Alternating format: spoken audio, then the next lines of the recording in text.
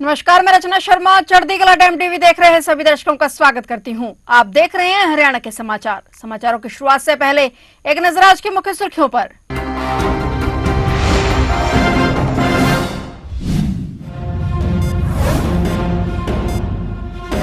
फरीदाबाद के non stop विकास की दिशा में नायाब कदम। सीएम ने करोड़ों की परियोजनाओं की दी सौगात। मुख्यमंत्री नायब सैनी की विकसित फरीदाबाद धन्यवाद रैली।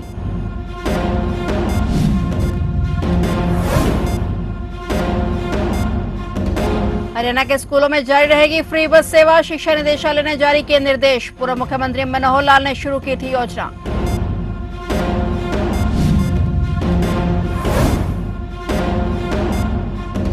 हरियाणा बोर्ड निगमों में भरे जाएंगे ग्रुप डी के सभी खाली पद। सरकार ने मांगी खाली पदों की जानकारी। मुख्य सचिव ने विवरण भेजने के दिए निर्देश।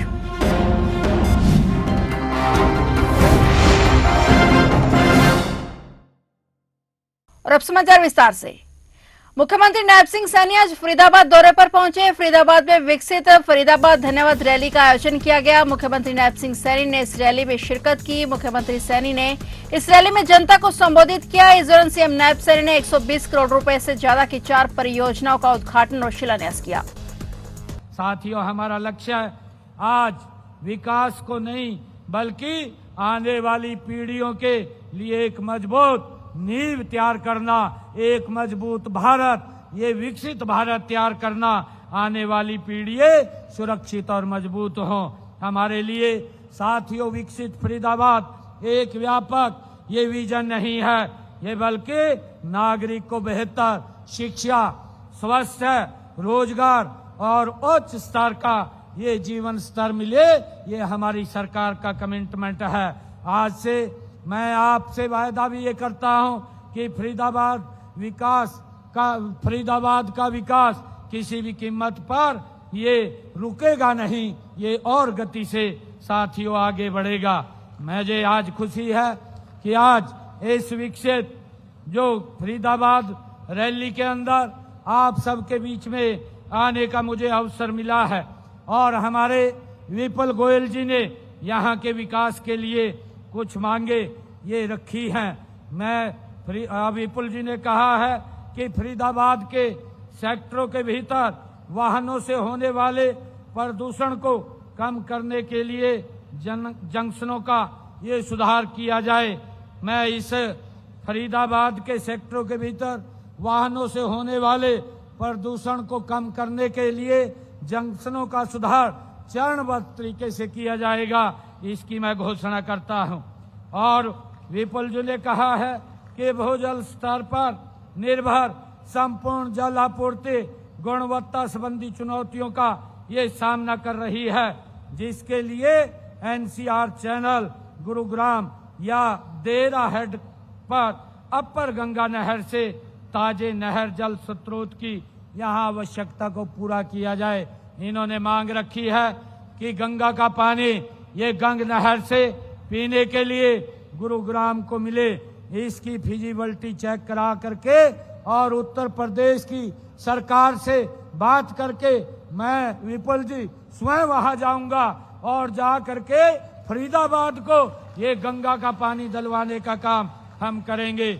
हरियाणा सरकार ने सरकारी स्कूलों में पढ़ने वाले बच्चों के लिए विद्यार्थी परिवहन सुरक्षा योजना को अगले वित्त वर्ष 2026-27 में भी जारी रखने का फैसला लिया है। इस संबंध में शिक्षा विभाग ने सभी जिला शिक्षा अधिकारियों और मौलिक शिक्षा अधिकारियों को निर्देश जारी कर दिए हैं। योजना के तहत कक्षा 1 से 12वीं तक के विद्यार्थियों को मुफ्त यातायात की सुविधा दी जाती है। जारी निर्देश के अनुसार निःशुल्क विद्यार्थी परिवहन सुरक्षा योजना के तहत खर्च की गई राशि की रिपोर्ट 15 अप्रैल तक जमा करें। परिवहन योजना की राशि और ब्याज जमा न करने पर अधिकारियों की जिम्मेदारी तय होगी। बता दें कि पूर्व मुख्यमंत्री मनोहर लाल खट्टर ने यह योजना शुरू की थी।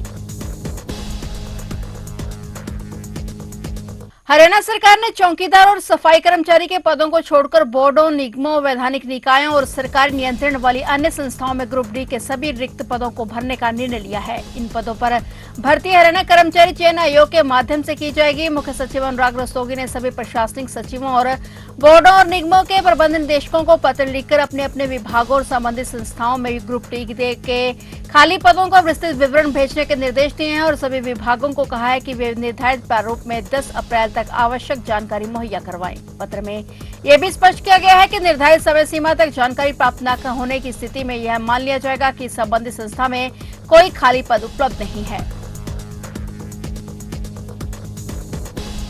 करनाल की घरौंडा अनाज मंडी पहुंची कांग्रेस सांसद कुमारी शैलजा ने गेहूं खरीद को लेकर सरकार पर जमकर हमला बोला। शैलजा ने कहा कि हम खेतों में भी गए क्योंकि किसानों को काफी नुकसान हुआ है। किसान की खड़ी हुई गेहूं की फसल बरसात के कारण खराब हुई है। उसके अलावा मंडियों में भी सरकार ने किसानों के लिए दिक्कतें बहुत ज्यादा पैदा कर दी हैं। उन्होंने कहा कि सरकार को जो नीतिगत फैसले लेने चाहिए सबके कहने के मुताबिक, लोगों की जरूरत के मुताबिक और स्थिति को देखते हुए लेने चाहिए। राज्यसभा चुनाव के दौरान क्रॉस वोटिंग मामले में भी कल कांग्रेस चंडीगढ़ में अनुशासन समिति की बैठक थी, जिस पर कुमारी शैलजा ने कहा कि पार्टी का अपना अंदरूनी मामला है, जांच अभी चल रही है, मामला पार्टी हाईकमान के पास जाएगा। शैलजा ने कहा कि यह तो अच्छा हुआ हमारा प्रत्याशी जीत गया और उन्होंने कहा कि 37 में से हमें केवल 31 वोट चाहिए थे लेकिन कम हुए। पार्टी इसे गंभीरता से ले रही है और इसे लेना भी चाहिए। उन्होंने कहा कि केवल 5 की बात नहीं और जो भी चीजें हैं उन्हें भी देखना चाहिए।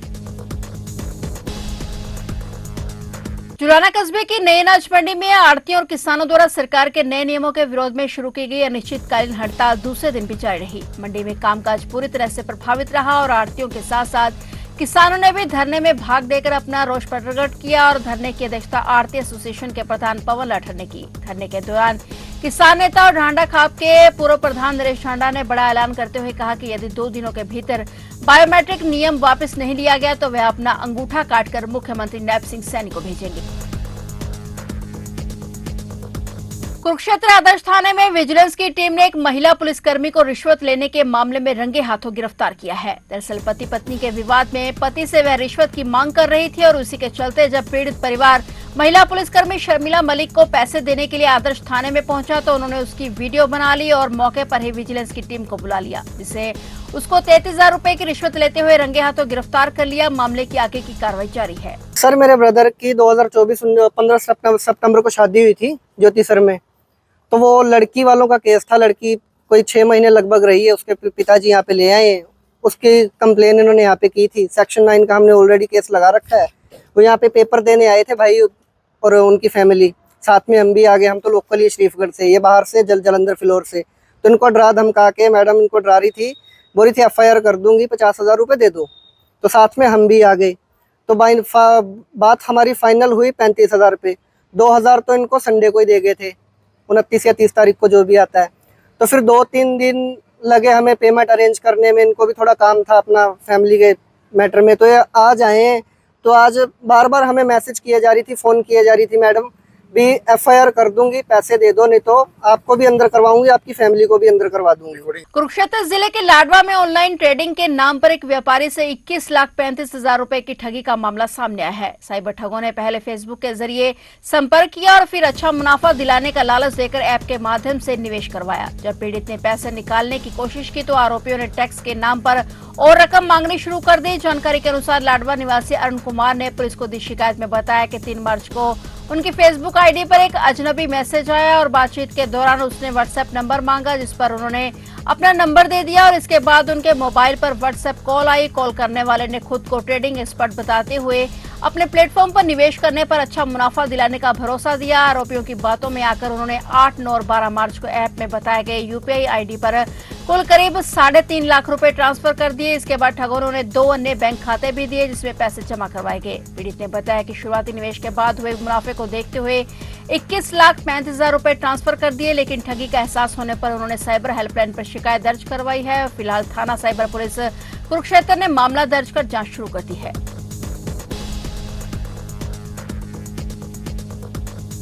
गुरुद्वारा डेरा कार सेवा करनाल में जपजी साहब का कंठ मुकाबला करवाया गया, जिसमें विभिन्न बच्चों ने अपनी सहभागिता दर्ज की। इस मुकाबले में 5 से 14 वर्ष की आयु तक के बच्चों ने अपनी प्रतिभा का हुनर दिखाया। इस मौके पर उत्कृष्ट पाठ करने वाले बच्चों को रेंजर साइकिल देकर पुरस्कृत किया गया और इसके अतिरिक्त सभी विद्यार्थियों को प्रमाण पत्र देकर उनका हौसला बढ़ाया गया।